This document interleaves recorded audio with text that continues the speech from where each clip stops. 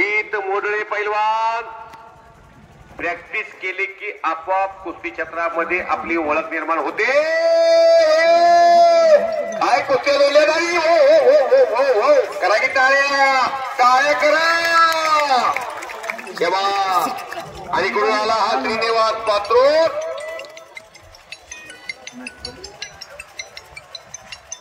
शबास. वजनानं जास्त असणाऱ्या पैलवानकडून डाव जास्त लागत नाहीत चालत नाहीत. पण हा बालाजी खरात अनेक डाव मारतो पण शेवट झंग देतो तो रोहित मोरळे. तो पराभव कसा स्वीकारणार. शबास. इकडे मामा तरंगी आला नंबर 2 चा पैलवान. सरपंच आणि दोन्ही पैलवान पाहुणे बघा. सन्माननीय शिवछत्रपती पुरस्काराचे मानकरी डबल उपमहाराष्ट्र केसरी अतुल भाऊ पाटील आपण आतमध्ये या.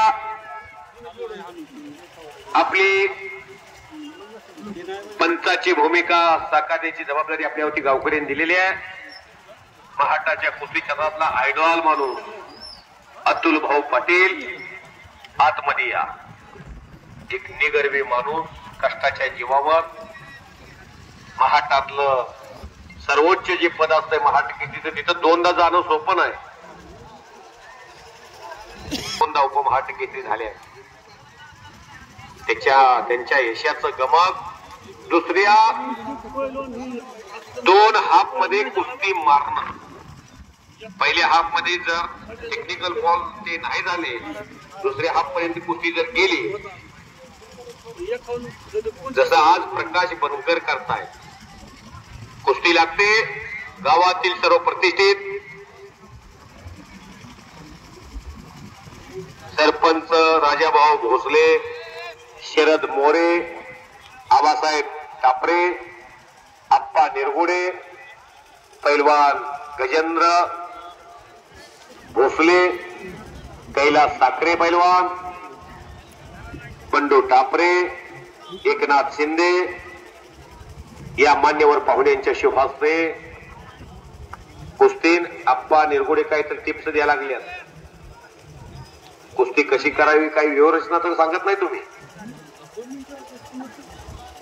कधी कोण कोणाचा गुरु होईल सांगता येत नाही.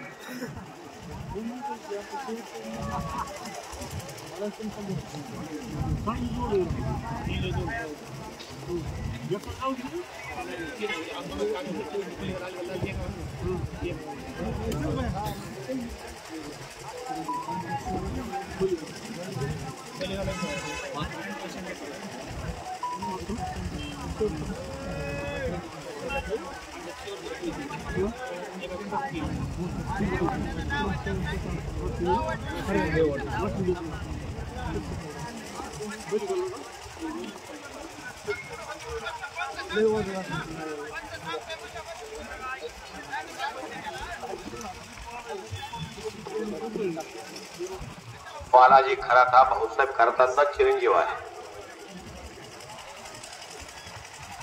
रोहित शेवटचे पैलवान किरण भगत चला, पैलवान भैया पवार चला.